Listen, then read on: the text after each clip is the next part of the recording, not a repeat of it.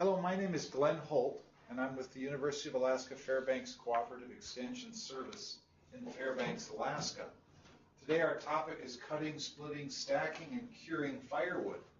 And that's a topic that a lot of people are interested in all over Alaska, and especially in the colder climates, it seems, here in interior Alaska. Cutting your own firewood is a choice that you can make yourself.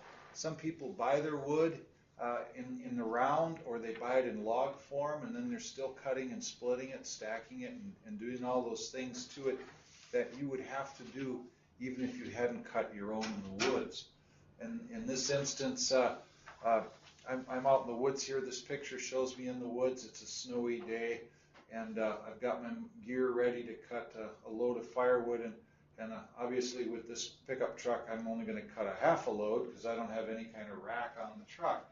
But those are things and considerations that you would want to go through in determining whether you can even cut your own firewood. And I'm going to go through some of the things that I have here to show you what it is that you might need in order to cut your own wood. I've got my mixed gas. I've got my tools. I even have more tools than I probably would need, but in this instance, having the right equipment is really important, and that way, when you get out there, you haven't made a trip for nothing. And we've all been there and done that, left things on the kitchen table or in the truck, but in this instance, if it's in the truck, it's a good thing. So the only thing that I don't see here would be a black plastic sled, which is what I use to carry the wood to the truck. And I like the snowshoes. I'm able to stomp a trail into the woods, select my trees, cut them down. I have the right gear. I have the right personal protective gear. We'll go over some of that here in this slide presentation. Okay, rigging yourself with a truck, chainsaw, and other tools to cut wood isn't cheap, but with proper tool care and adherence to safety rules and knowledge, you can save money compared to buying fuel oil. Here is some of what you will need. In this instance, steel-toed boots, the helmet that protects your head, hearing protection, eye protection, chainsaw chaps. Those are really important. Anybody that's done any work in the woods knows that eventually you're going to get hurt, or you can get hurt. You're going to stumble over something, fall on your saw, even if it's turned off, you can hurt yourself. I've been using chaps for more than 30 years. They're a tool, and the same pair of chaps too, by the way. They're a tool that goes over the top of my winter gear. That goes over the top of my jeans. Wearing clothes that aren't loose and flapping, that's really important. I wouldn't go out cutting wood with a cape on or a large bulky raincoat. I would have something that fits to my body, not tightly, but isn't flapping. So this kind of knowledge can help you out. I've got this toolbox all rigged up with the various tools that I use in the woods, something to sharpen my saw with in case I dig it in the ground, ear protection, extra spark plug wrench here, files for the rakers, files for the teeth, my saw gas, my bar oil, just what I need. I like keeping my stuff in one container like that. It's just easier. Gloves, sometimes extra eye protection if I break my glasses. Excuse me. So chainsaw protective equipment and tools for wood cutting and tree felling. And this right here is probably, you could add to that. I'm not sure that you'd want to subtract from it. The snow shovel is nice. You can also just kick the snow away. If you're in an area where you don't have snow, well, more's the better on that. That's really nice. This year at Fairbanks, the weather's been perfect for cutting wood. There's about 2 inches of snow on the ground, enough to just mobilize your little plastic sled. You can carry logs on your shoulders, but when you get to be my age, I like dragging that sled. It works really well. So protective equipment would include the hard hat, your hearing protection, your eye protection, your leg chaps, steel-toed boots, protective gloves. Okay, those are 5 or 6 things that you really should have in order to protect yourself. Even small branches, as a tree's going over, sometimes it breaks limbs. Limbs can fly back at you, and having that hard hat protection from everything except a big tree, which will just smash you flat anyhow. But branches definitely flying out of a tree can hit you, and they're in the air, you don't even know it. So eye protection, these are things that'll keep you in the woods. You get some sawdust in your eyes, and it might not blind you, but you might need to rinse your eye out just to be able to finish the day. So these are important things. Also, remember that some of this personal protective equipment, PPE as it's called, would work well for splitting wood too. So keep it in mind. The leg chaps are going to really protect you. They're about $85. Steel-toed boots keep you from having logs roll on your feet. The hard hat from getting basically a head injury. Protective gloves, that just makes good sense. They can be the monkey date gloves, they can be the leather gloves, whatever you like.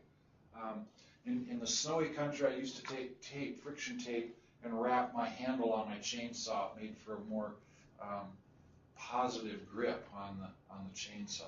You can do whatever you want on that score. Okay, here's the right way to, well, there is a right way to fell trees, and then there's the other way.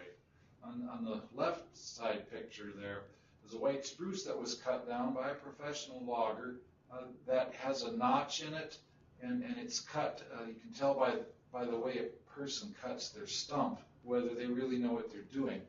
And knowing what you're doing is, again, a way to help you to walk out of the woods, to keep cutting for a long time, to keep getting from getting injured, or from having a tree go over in a way that might injure somebody else. We all have seen those pictures on the internet of a fellow that cut the tree down, but it fell the wrong way and squashed his truck. It's pretty hilarious, but actually that can happen. It's more common than you'd think, and so I always move things out of the way or behind another tree. If you have a second saw or your can of gas and oil, move it, put it behind a tree. It's amazing how things can go wrong. The tree on the right has got a combination of poorly cut and indecisive cutting, a barber chair where the tree just split and probably went off to either side of that big sliver. Not good. It might have gone straight towards you, but just, I mean, how in the world could you have so much trouble with such a little tree? But it can happen. So learning how to cut is a good idea. Google tree cutting or obtain a tree cutting DVD at your local chainsaw shop, and that's really helpful. So sometimes I see people cutting trees on Google where they don't have the personal protective equipment.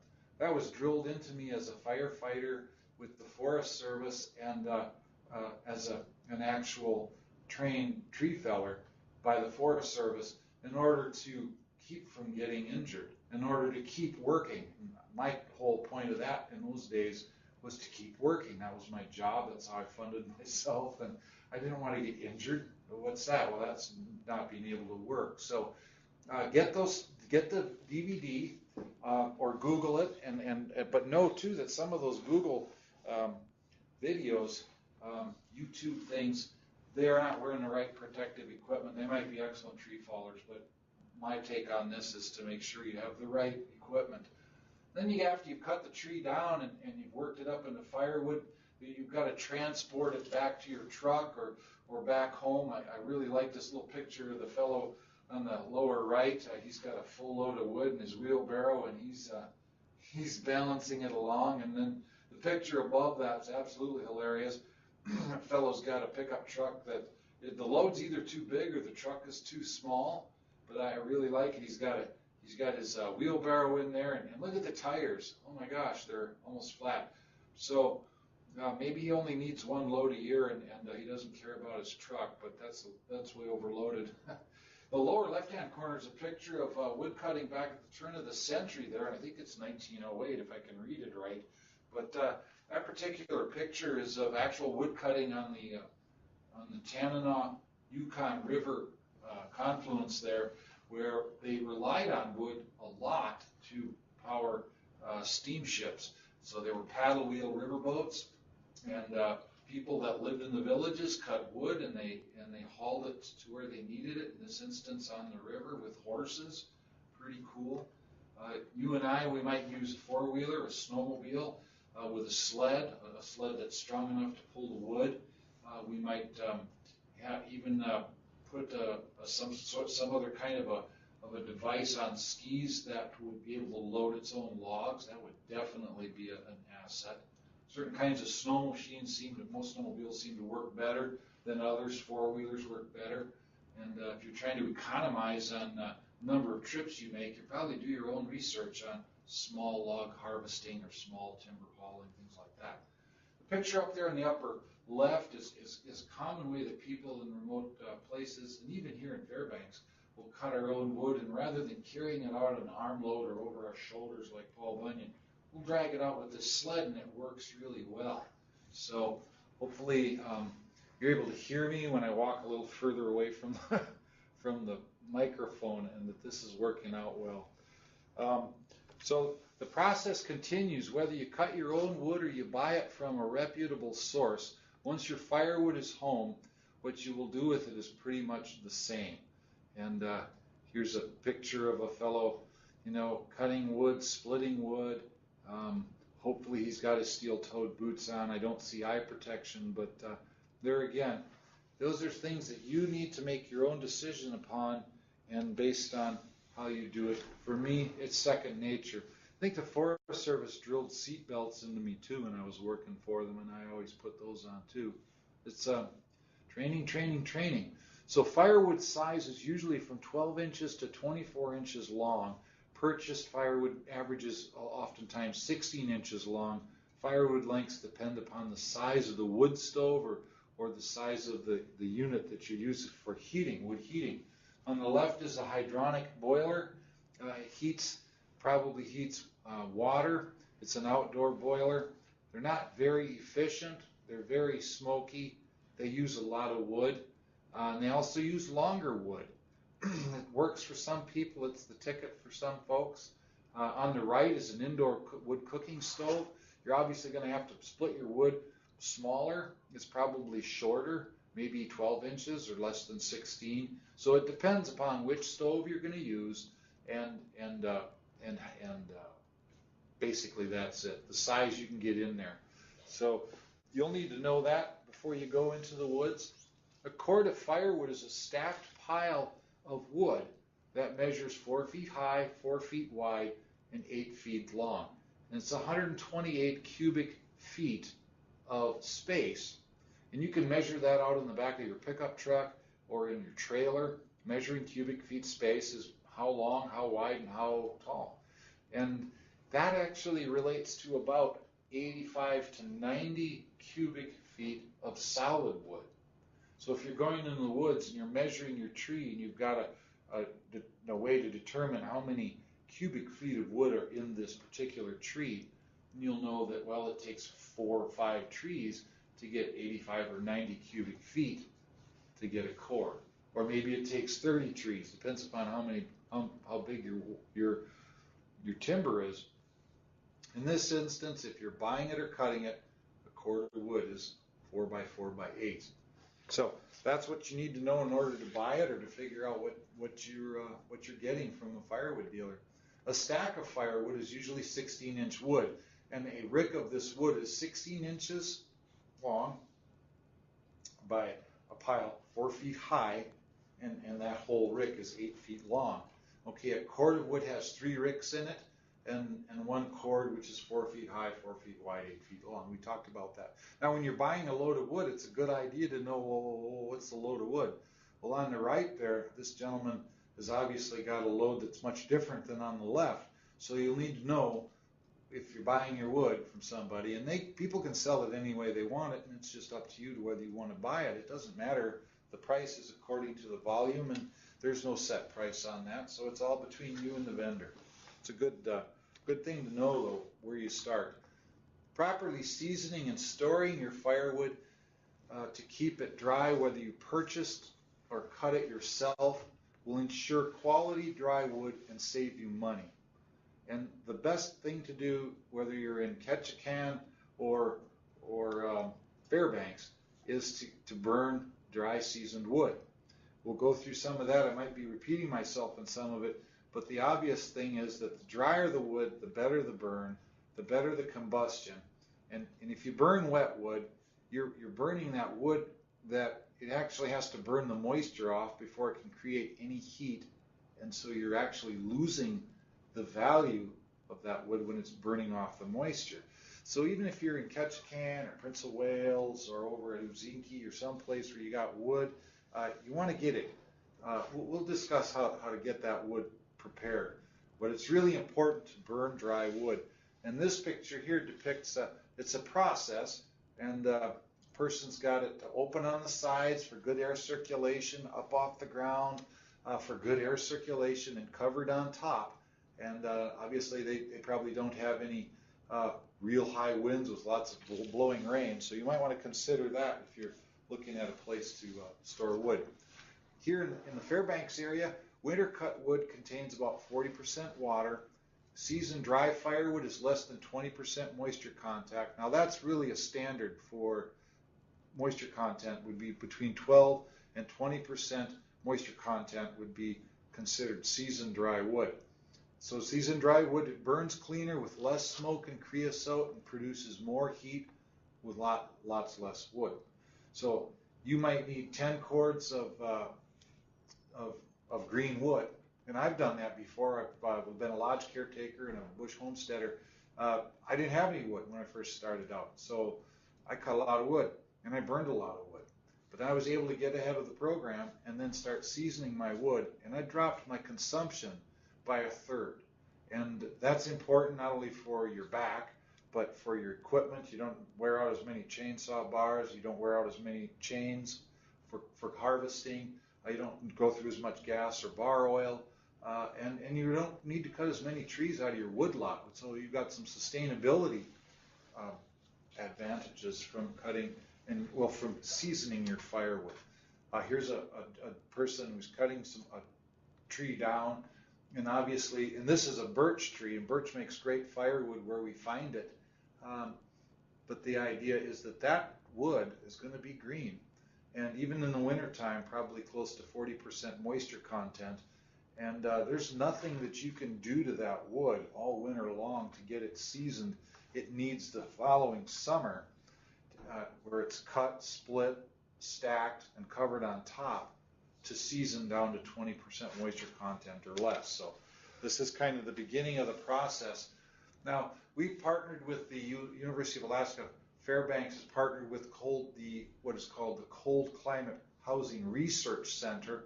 They're here on campus with us, but kind of their own entity. But it's a great association, and they did research in Fairbanks testing to determine the best methods for cutting, splitting, stacking, and curing your wood. The Cold Climate Housing Research Center found that late winter, early spring cutting was best. They've actually taken wood that was cut in the spring when the sap was in it. They split it, stacked it, and covered it, and found that even cutting it late in the spring when the sap is starting to come up, that it will season throughout the summer if you do these things to it.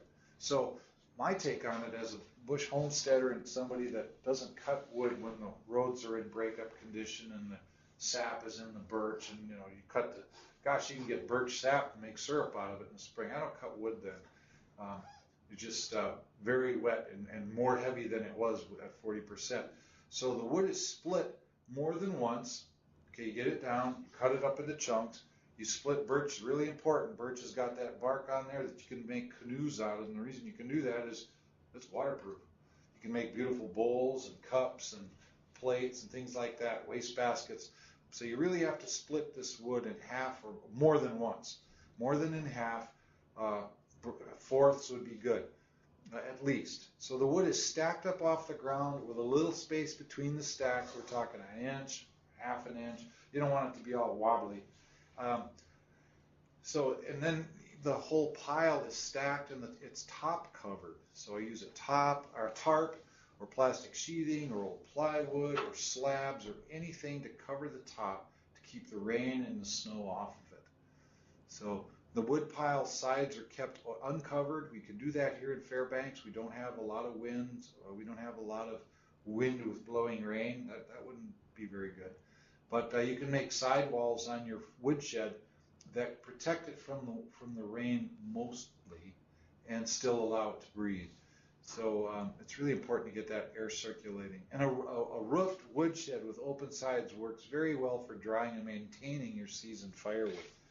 So that's kind of the, here we're going to go into what it looks like. Late winter cut trees before the sap flows. I like to cut that time of year in March and early April. Stack it up off the ground.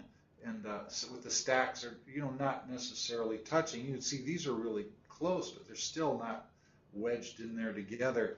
And then they're using little T-fence posts instead of piling it to where you can keep it corner stacked sometimes. We might see some of that here later on where you can corner stack it and it'll support itself.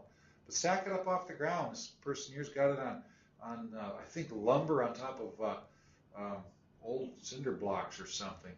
Concrete blocks, and in an open air pile with the top covered. Sun is really important to it. So is open air. And splitting wood is a chore. Here's an easier way to do it. A friend of mine gave me this tire because I really just didn't have a tire without a wheel in it. And the idea, it's a 15-inch tire, which means the inside of that tire is 15 inches. And so I got to have wood that's smaller than 15 inches. But you put that tire, you rest it on top of your splitting block, and then you just split. As fast as you can walk around that tire with the wood in it, you can split that block. It's amazing. Just split, split, split, split, split. And of course, it's 20 degrees, so that makes it really nice. I mean, it seems to split nicer and 20 degrees. That's a piece of fairly dry white spruce. And it's actually fairly short too. I was splitting wood for small stoves and like wood cook stoves, and I actually get it split smaller than that. That tire idea, you'd be surprised. I saw that on the internet, and I talked to some people that did it. Geez, I wish I'd have known that when I was splitting wood for lodges. You split the wood, and both pieces fall over, and stand them up and split. This is just amazing. Then I can pick that whole bundle out of there and put it in a pile. Works good. I love learning stuff. Splitting kindling is also time consuming, and when you're trying to split kindling either for your home or a lodge or someplace where you need a lot of kindling, I used to split it by the box so I didn't have to split it every day. And try this method. You get it worked down, about from this size here on the right, and I always, of course, use the best pieces of wood for kindling, and I like it to be dry spruce in my neck of the woods. Maybe dry cedar would work near you. Also, aspen works well, cottonwood, birch not so much. It seems to be knottier, and it's definitely a denser wood, and so I like the drier, lighter woods for splitting kindling. But you hold your kindling with another stick, and you can split, split, split, split about that fast. Get little shavers off of there, or Tinker Toy size pieces, and golly, you aren't going to split your finger. And I wouldn't want to do that. I still like to play guitar once in a while, and I don't want to hurt my hands. So another thing, too, is that it's just always better to do things where you're not getting hurt. Getting hurt is for people that are close to the hospital. Okay, so air circulation is one of the most important factors in drying and keeping dry firewood. And you can see here in these pictures, and obviously I'm in Fairbanks, so we've got snow and cold, but it doesn't have to be a wonderful facility for that. To ensure proper drying and seasoning, firewood should be stored covered on top in a well-ventilated location off the ground. The pile on the left has got some, it's piled to where it will not fall over. It's got a blue tarp. I mean, how can you live in Alaska without a blue tarp, right? And that's it. Just a pile that's stacked, split, probably piled on poles or something not laying right on the ground, and then just covered with a tarp. That'll get her done. Stack firewood on old lumber, pallets, plywood, not on the ground. You'll lose the bottom layer at least. You'll get ants in it. That's not a good thing here in South Central and the interior where we are right now. There's lots of ants. Don't cover your whole pile with a tarp. No, don't just cover it all the way over and then peg it down, like a tent. It's not supposed to look like a mountaineering tent with a tarp that goes all the way to the ground. It's supposed to be just top covered.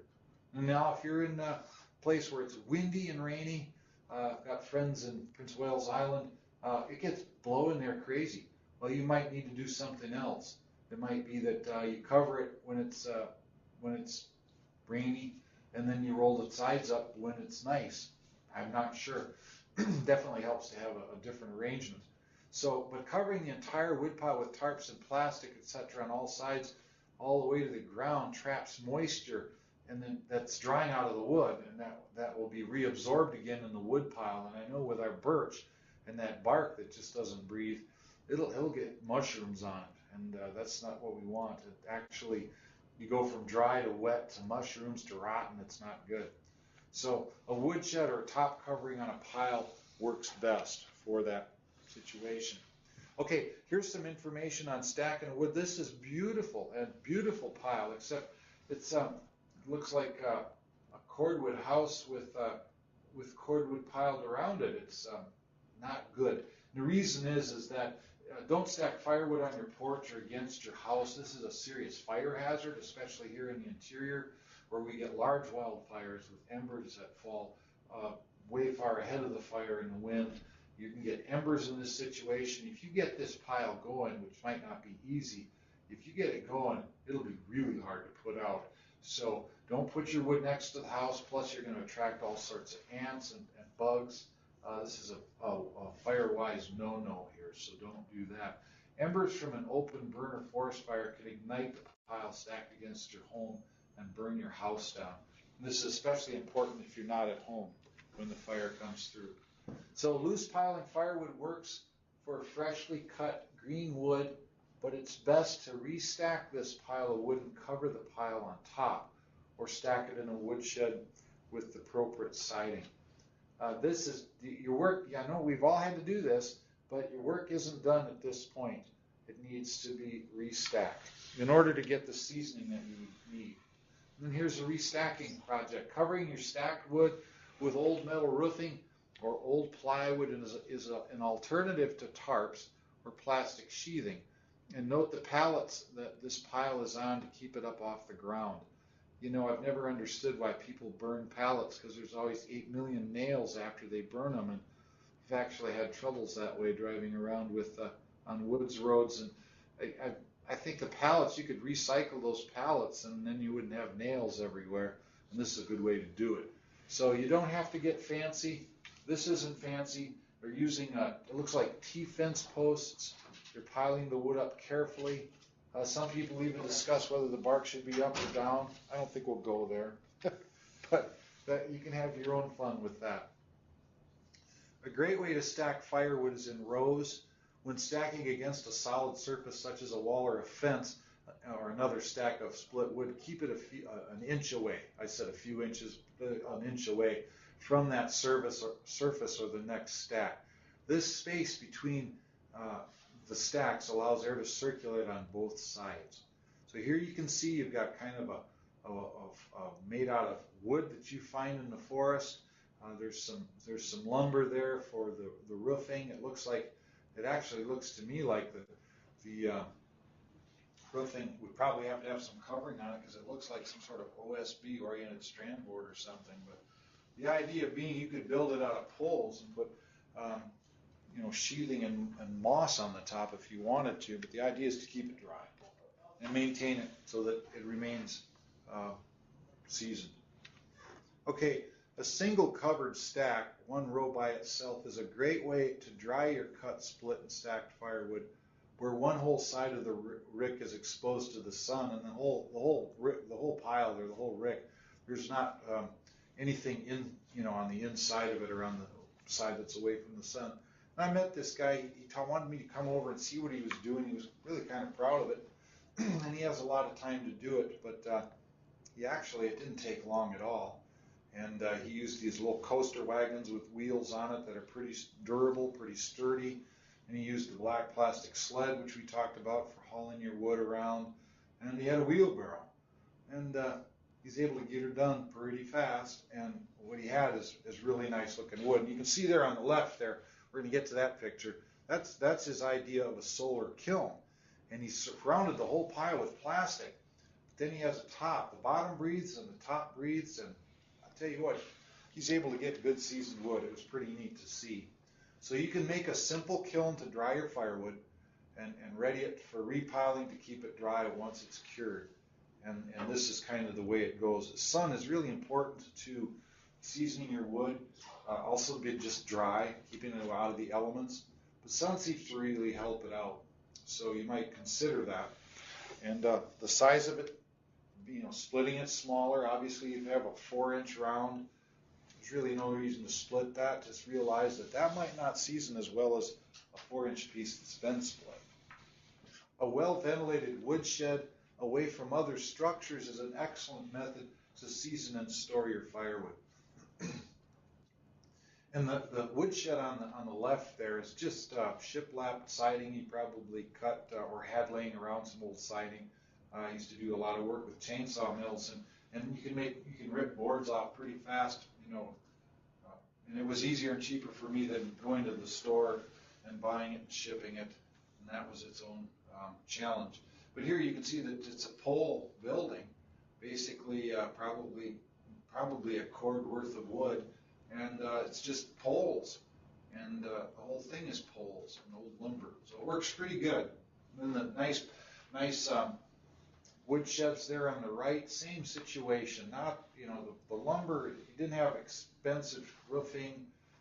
This thing holds itself really well. The pile stays dry. Now, if you're in Ketchikan or someplace where it's windy and rainy, then you might have to put some sort of tarp up when it's really windy and rainy that you take down when it's not. And that's not a deal breaker. There's things you can do with a tarp that work just fine. And it's not so expensive either. So green cut firewood again is 40% moisture or more moisture content. Cured seasoned firewood is going to be 20% moisture content or less. And we talked a little bit about it. We'll reiterate this just a bit. If you use 10 cords of wood each year, you will save the cost of 2 or more cords per year when burning cured seasoned firewood. So if you purchased a long log truck of firewood and it was in logs and had a self-loader and it looked, you got 9-10 cords on the ground, you had to cut it all up and dry it, which is the best way to get wood for the following year. Then instead of using 10 cords of that green wood, which you would use if you didn't have any other choice, you'd use more like 7 or 8. And you're going to save yourself real money that way. So, and also the air pollution situation, it's a big deal here in Fairbanks. And for those of you that live in places where you don't get these massive high pressure systems that just hold the cold, dry air in, and kind of a valley effect, if you will. This is a broad basin, not really a valley, but it's a Tanana Valley. It's a broad valley, but we get tremendous problems from wood smoke.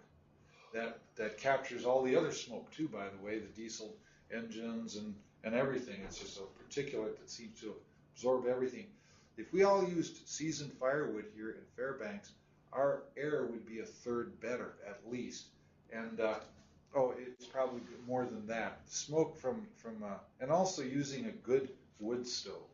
I used to have a barrel stove. That's all I could afford. But now in these times right now in this city, using a wood stove that's DEC approved has its definite advantages, and part of those are quality of life. And I know my daughter has some respiratory problems, and it wasn't as easy for her to breathe or function when the air quality was poor. Those are all things to consider. Those kind of wood stoves are an investment. I had my old wood stove for many, many years, and if it would have been something that was a catalytic or a different kind of burning wood stove, probably would have used less wood and would have lasted just as many years.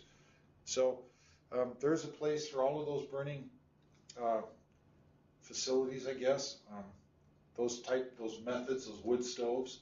But if you use seasoned wood with all of those methods, you're going to reduce the cost of your wood. You're going to reduce the amount because you'll reduce the number of cords you burn, and you get better efficiency. It'll work a lot better. So cut, split, and stack your firewood to save money, reduce particulates in the atmosphere, and economically heat your home with a renewable local source of home heating fuel oil. The wood that you burn is obviously you cut it or you buy it, but it's a local source of energy. It's renewable, it's sustainable, and it works just great. The other forms are great too, but we're talking about wood today, and it's one of those things that we can do, and done right, it can be highly efficient. Here's the website for the Cold Climate Housing Research Center. I've got my phone number on there also, and my email, I'll give you my email, is ggholt@alaska.edu. If you have any questions, please contact me. Email is probably best, and I'll be more than happy to answer your questions. Thank you very much, and I hope safe burning out there. Bye now.